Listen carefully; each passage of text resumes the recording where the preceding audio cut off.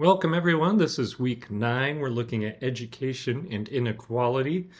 Um, Hopefully, this helps answers a couple questions, especially as we review social stratification again and inequality. So, to remind ourselves, social stratification is a socioeconomic system that divides society's members into categories ranking from high to low. And often these rankings are based on things like wealth, power, and prestige.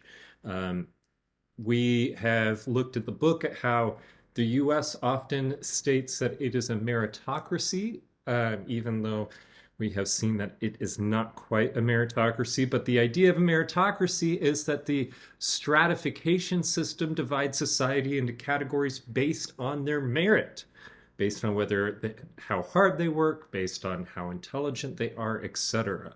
But we often see in the US that the stratification system follows lines of social power, like that we talked about, the matrix of domination, like class, gender, race, nationality, and more. And so when you have a stratified system, it leads to inequality. This inequality is what sociologists look at is the unequal distribution of resources, opportunities, and rewards or outcomes. Okay, so we look at those three different things. Now, as we have gone through, we've looked at a couple mechanisms. We've looked at the way that we construct crime and the policies that affect people who are labeled as criminals. We have looked at economics and the way the economic system is set up. And today we're going to look at education. Okay, so education is often seen as the means for socioeconomic mobility, which is the ability of one's person to increase or decrease one's social class, whether that's to move up or down into class. You've probably heard that education is the great equalizer. The idea is that education can help bring people out of poverty, or at least with enough education, it doesn't matter what class you came from. And we see on the right, this is a figure from the University of Minnesota. I can't remember what the current population survey that they run that shows that from 1991 to 2013, we see that people who get a bachelor's degree or higher are less likely to be poor. So this graph on the left, where it says 0, 5, 10, 15, 20, that's saying the percent of people in poverty based on their level of education.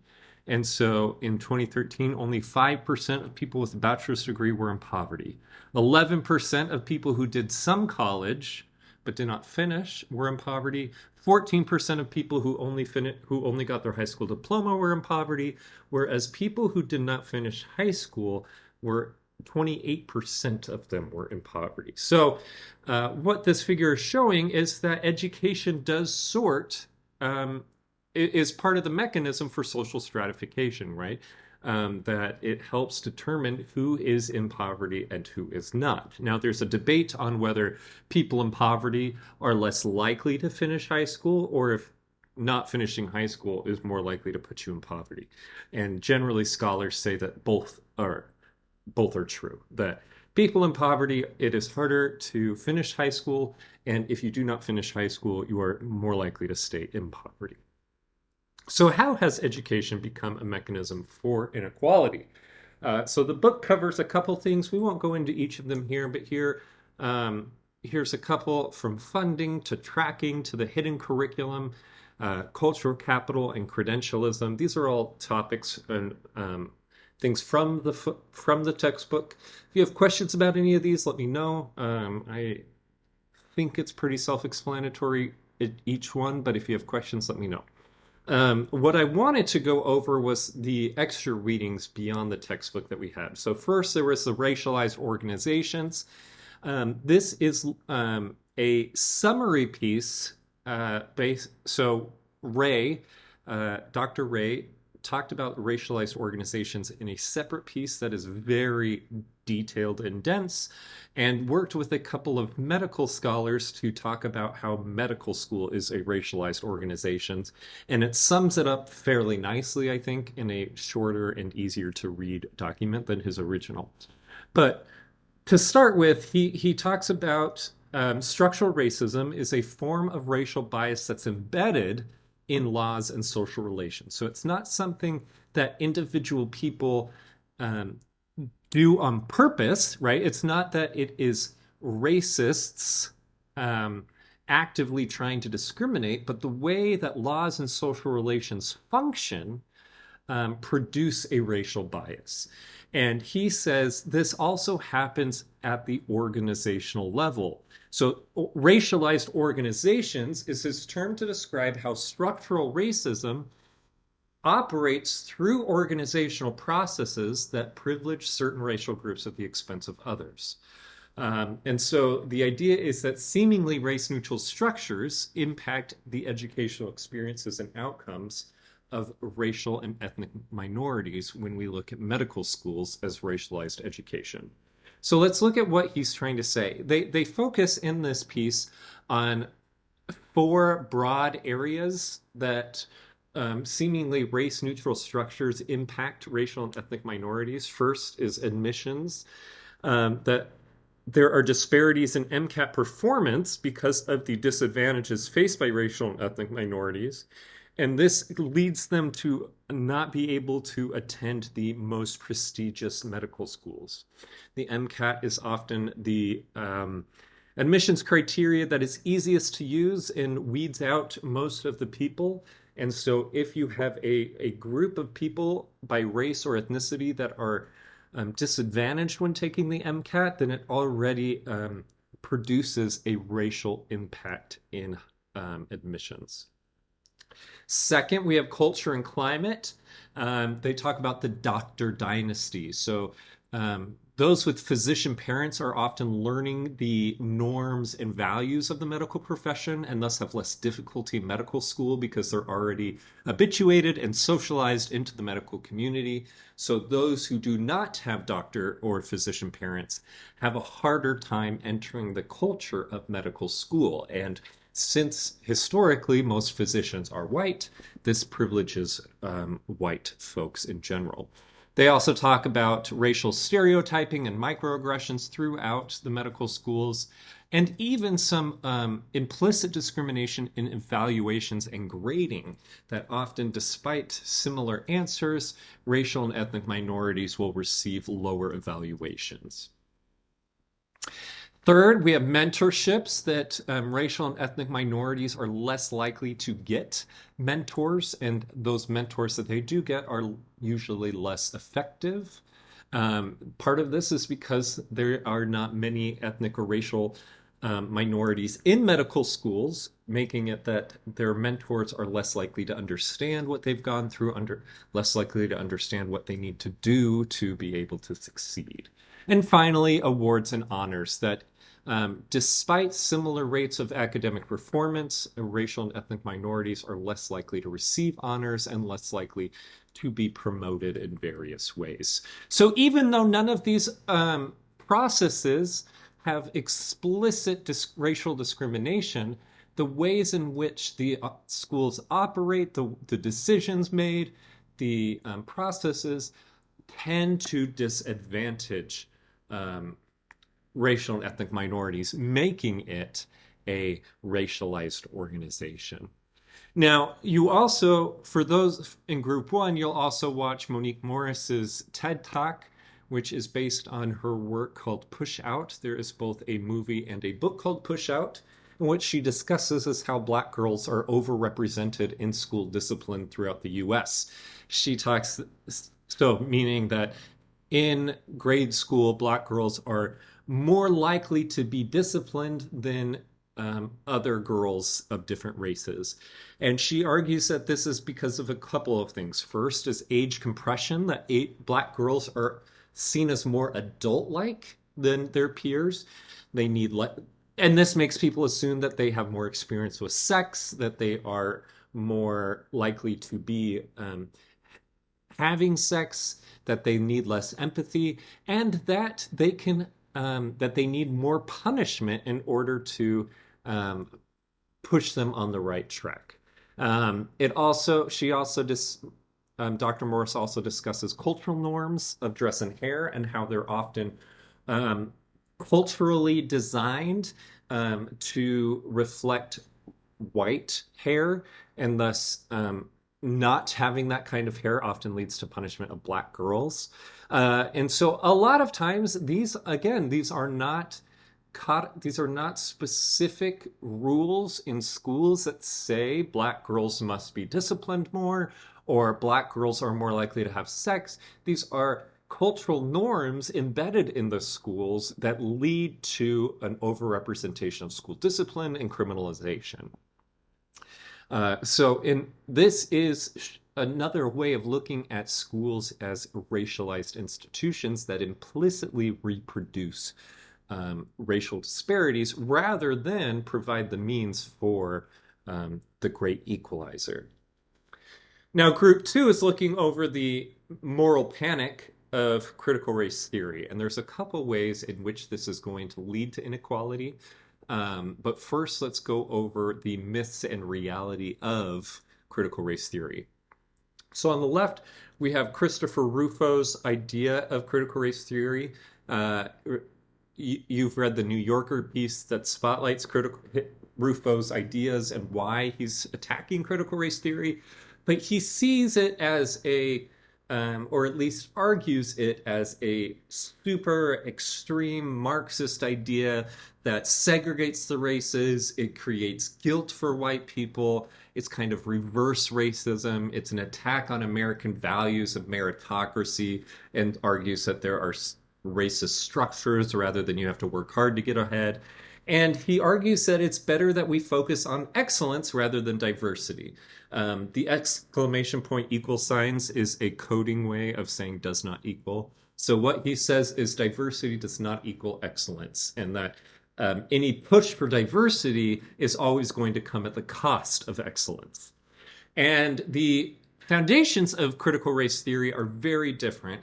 This is built on a couple of scholars, Dr. Berry and Dr. Crenshaw in particular, but it's a legal and cultural framework that investigates structural racism, just like we talked about with racialized organizations. So the argument is race is socially constructed. So unlike what Rufo says, that critical race theory argues for race essentialism, critical race theory in actuality argues that race is socially constructed, but through that construction has real consequences. And critical race theory is a legal framework for evaluating how law and policy both creates the construction of race and affects racial groups differently. So why would Rufo attack critical race theory? Why would he pull out this really obscure and not even well spread legal theory? In the New Yorker piece, he explains that he needed some word to fight against the Obama-era racial ideology. And by racial ideology, what he's really saying is any attempt to be explicitly anti-racist. So he's looking at books like Kendi's How to Be an Anti-Racist, Robbins, what's the word? Something about whiteness, but Robin DiAngelo's book.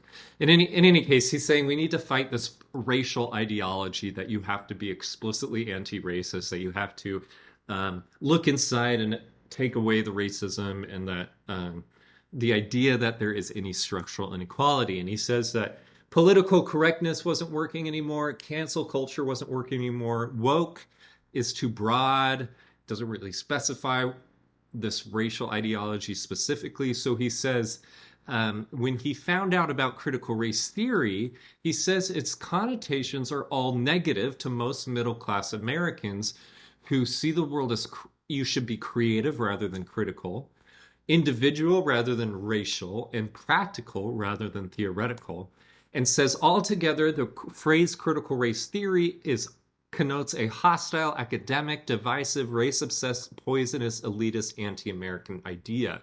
And specifically that it is a label that critical race theorists use themselves, so it's not even something that he had to make up. So it kind of was like the perfect boogeyman. And so you've probably seen throughout conservative media, this has been a really big idea about critical race theory. Donald Trump also started attacking critical race theory. He wrote a executive order banning critical race theory in federal systems, even though that wasn't really what was being done. But the question is, for this week, how does the critical race theory panic fuel inequality? And we see that there are a bunch of states that are passing bills banning any idea that U.S. has racist structures. They are banning the idea that you can talk about privilege and oppression and discrimination, even though historically that is a fact, right? They are banning those discussions. We even see really intense divisions and fights in school boards over what books are able to be allowed. Some are even banning discussions of the Holocaust. And so there's this really intense panic about how we talk about race that is disrupting education in the first place and reproducing a whitewashed curriculum that already marginalizes the experiences and history of ethnic and racial minorities. Further, a couple of scholars and journalists, like the John Oliver video that you will have to watch, but I also put a couple of sources here. One is a book by historian McLean, Democracy in Chains. Another is a book by, or a article by an activist who evaluates how think tanks are funding different education policies. And what they find is that you have these big conservative organizations like the Charles Koch Foundations that fund think tanks and other, social movements. These are a variety of conservative-based think tanks that mask themselves as education policy researchers, but really are pushing a very particular agenda. And the idea is that all of them are using critical race theory as a means for driving the need for privatization of education. So the idea of, look at what's happening in public education. They're doing critical race theory. We don't want this taught to our children. So we should privatize education to give choice back to parents. The problem with this is that the move to privatize education has its foundation largely in the pro-segregation movements of the 1960s and 70s, as well as the anti-democratic libertarian property rights movements of the 70s and 80s. So first, the pro-segregation. After Brown v. Board, a bunch of conservative groups throughout the South especially started creating private schools to be able to avoid the federal rules that public schools must integrate. These were often called segregation academies, and they existed throughout the South. So the idea was, let's eliminate public schools then so that we can continue to divide the races by privatizing education. And the federal government cannot enact rules on private education. Second, during the 70s and 80s, there was this big movement in libertarian economics that we should stop catering to social movements and instead should protect property rights and conservative interests. And this is where the libertarian movement came from. Also, you have neoliberal economics by Milton Friedman and James Buchanan. They felt that the attempts to redistribute tax funding from the wealthy to the poor through things like private education or public education was unjust to the wealthy in particular. So they wanted to privatize education so that the wealthy could use their wealth in their own schools rather than have it taken and used to help poor people get out of poverty. So the way that critical race theory is being weaponized is to continue a movement founded on a radical version of capitalism as well as racial segregation. So this is where the larger threat of inequality in this critical race theory is coming from, even if it seems that they're mostly concerned about the curriculum. In actuality, it is widening a push for privatization. So as you're thinking through this week, consider how does critical race theory as a moral panic create or maintain racialized organizations? And how does the critical race theory movement, the push for private education and racialized organizations, foster inequality? Okay, that's it for this week. Feel free to let me know if you have any questions. Make sure you're looking at what is due this week. I'm pretty sure it's mini group project number 4. And let me know if you have any questions. Thanks. Bye.